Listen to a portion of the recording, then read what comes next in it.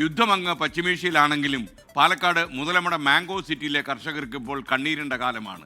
യുദ്ധം കാരണം മാങ്ങയുടെ കയറ്റുമതി 1/5 അവിടെ കുറഞ്ഞു. ഇന്ത്യൻ വിപണിയിലും മാങ്ങയുടെ വില ഇടിയുകയാണ്. രാജ്യത്ത് തന്നെ ആദ്യം മാങ്ങ വിളവെടുക്കുന്ന മാംഗോ സിറ്റി എന്നറിയപ്പെടുന്ന മുതലമടയിലെ കർഷകർക്ക് ഇത്തവണ രുചിക്കേണ്ടി വന്നത് കയ്പ് മാത്രം. കാലാവസ്ഥയും മറ്റു സാഹചര്യങ്ങളും അനുകൂലമായപ്പോൾ പശ്ചിമേഷ്യൻ സംഘർഷം തിരിച്ചടിയായി.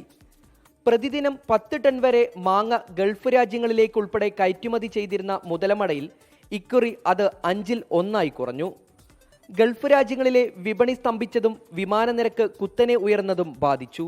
കയറ്റുമതി കുറഞ്ഞതോടെ ടൺ കണക്കിന് മാങ്ങ മാംഗോ സിറ്റിയിൽ കെട്ടിക്കിടക്കാൻ തുടങ്ങി. ഇന്ത്യൻ വിപണിയിൽ വില കുറഞ്ഞതും വലിയ തിരിച്ചടിയായെന്ന് കർഷകർ പറഞ്ഞു. ഇപ്പോൾ എക്സ്പോർട്ട് കൊണ്ട് മൊത്തം മാങ്ങയും നമ്മുടെ മാർക്കറ്റിലേക്ക്, ഇന്ത്യൻ മാർക്കറ്റിലേക്ക് പോയപ്പോൾ വളരെ വില ഇടിഞ്ഞു. ഇപ്പോൾ ഇന്ത്യൻ മാർക്കറ്റിൽ ശരിക്കും പറഞ്ഞാൽ മാങ്ങ ഉള്ളതിലൊരു 20% മാങ്ങയ്ക്ക് ഇന്ത്യൻ മാർക്കറ്റ് വിൽക്കാൻ കഴിയുള്ളൂ, ബാക്കിയുള്ളതൊന്നും വിൽക്കാൻ കഴിയില്ല. 500 രൂപയ്ക്ക് നൽകിയിരുന്ന അൽഫോൺസ മാമ്പഴം നിലവിൽ 30 രൂപ മാത്രമാണ് ഉള്ളതെന്നും കർഷകർ പറഞ്ഞു.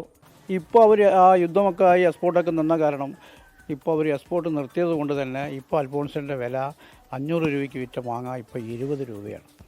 ബങ്കനപ്പള്ളി, ചക്കരക്കുട്ടി, ചന്ദ്രക്കാരൻ തുടങ്ങി 50ഓളം ഇനം മാങ്ങകൾ മാംഗോ സിറ്റിയിലുണ്ട്. 6000 ഹെക്ടറോളം സ്ഥലത്ത് 2000ഓളം കർഷകരാണ് മാംഗോ സിറ്റിയിലുള്ളത്. മുതലമടയിൽ മാമ്പഴക്കാലമാണ്. സീസൺ തീരാൻ ഇനി ദിവസങ്ങൾ മാത്രമേ ബാക്കിയുള്ളൂ. എന്നാൽ പശ്ചിമേഷ്യൻ യുദ്ധം ഇവർക്ക് കനത്ത തിരിച്ചടിയാണ് സമ്മാനിച്ചത്.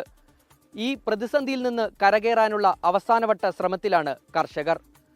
രാജീവ് സുദേവിനൊപ്പം ഷാരിഖ് നവാസ്, 24 പാലക്കാട്.